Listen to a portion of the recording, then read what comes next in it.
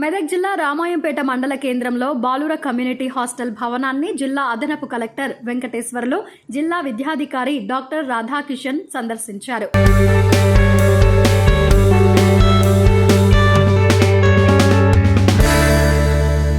Hostel చుట్టూ పరిసరాలను వారు పరిశీలించారు. విద్యార్థులకు అందజేస్తున్న భోజనం, నిత్యావసర సరుకులను వారు పరిశీలించారు.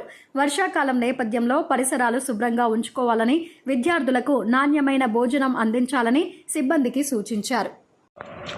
హై స్కూల్ రామాయంపేట ప్రస్తుతం ఒక ప్రభుత్వ భవనంలోనే నడుస్తుంది. కానీ అది కొంచెం డిలాపిడేటెడ్ కండిషన్కు చేరుకుంది కాబట్టి అక్కడ పిల్లలకి ఇబ్బంది అవుతుంది. సో దాన్ని షిఫ్ట్ చేయడానికి కలెక్టర్ గారి ఆదేశాల మేరకు ఈరోజు కొన్ని ప్రత్యామ్నాయంగా ఏర్పాట్ల కోసం 2-3 బిల్డింగ్స్ చూడడం జరిగింది. అందులో ఒక బీసీ హాస్టల్ బిల్డింగ్ ఒకటి కొంచెం మంచిగా ఉన్నట్టు అనిపిస్తుంది. సో ఇప్పుడే మేము ఈఈపీఆర్ తోటి మాట్లాడాము. ఆ బిల్డింగ్ యొక్క కెపాసిటీ, దానికి ఇంకా ఎంతకాలం వరకు బిల్డింగ్ బాగుంటుంది, ఆ లీకేజెస్లో అవన్నీ ఒకవేళ రిపేర్ చేయించాలంటే ఎంత ఖర్చు అవుతుంది, అదంతా జిల్లా కలెక్టర్ గారి దృష్టికి తీసుకెళ్ళి సార్ అనుమతిస్తే ఆ స్కూల్ని ఇక్కడికి షిఫ్ట్ చేయడానికి ప్రయత్నం చేస్తాం. శిథిలావస్థలో ఉన్నటువంటి జిల్లా పరిషత్ బాయ్స్ హై స్కూల్ పాఠశాలను గౌరవ అడిషనల్ కలెక్టర్ గారు సందర్శించడం జరిగింది.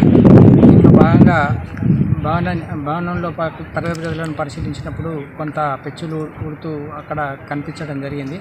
కొంచెం పిల్లలందరూ కూడా ప్రమాదకరమైనటువంటి పరిస్థితిలో ఉంది కాబట్టి ప్రత్యామ్నాయ బిల్డింగ్లు ఏమున్నాయో గౌరవ కలెక్టర్ గారు చూడమని చెప్పడం జరిగింది. కాబట్టి అడిషనల్ కలెక్టర్ గారు నేను రామాయంపేట లోకల్లో ఉండేటువంటి ప్రభుత్వ భవనాలను పరిశీలించడం జరిగింది.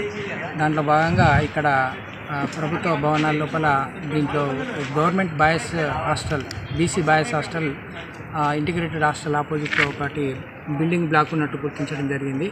దానికి సంబంధించి మరి డీటెయిల్డ్ ఎస్టిమేట్స్ పంచాయతీరాజ్ ఏఈ ద్వారా వేయించి మరి గౌరవ కలెక్టర్ గారికి వీటిని సమర్పించి సార్ ఒకవేళ అనుమతిస్తే ఈ బిల్డింగు లోపల ఆ స్కూల్ను షిఫ్ట్ చేయాలని చెప్పేసి అనుకుంటున్నాం. మరి కలెక్టర్ గారి నిర్ణయం మేరకు మేము దీన్ని పైన చర్యలు తీసుకోవడం జరుగుతుంది.